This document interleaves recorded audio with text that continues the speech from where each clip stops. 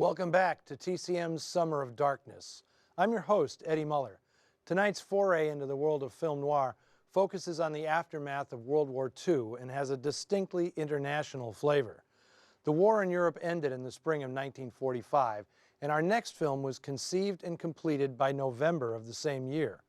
Released in the summer of 1946, it was the first Hollywood feature to bring home the horrors of the war by incorporating documentary footage of the German death camps into its narrative. Rather blandly entitled The Stranger, it more accurately could have been called A Nazi in New England. It is, quite likely, the most lowly regarded film on the resume of its director, Orson Welles.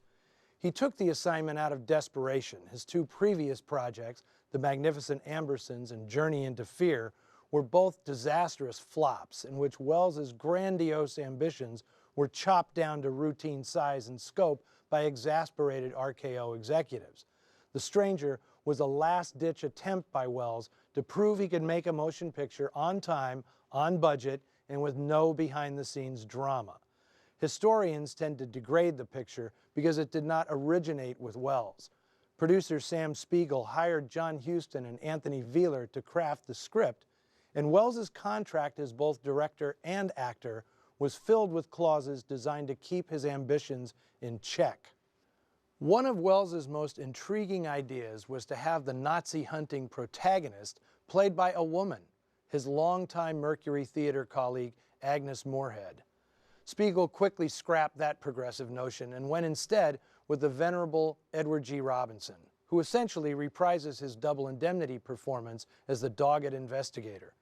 The casting no doubt had special significance for those audience members who recognized that Robinson was Jewish. Loretta Young portrays the paragon of American innocence, so naive she can't recognize the evil behind her fiancé's worldly sophistication.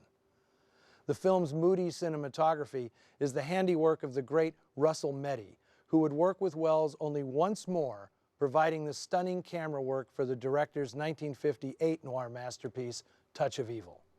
From 1946, specifically the months immediately following the end of World War II, here is The Stranger.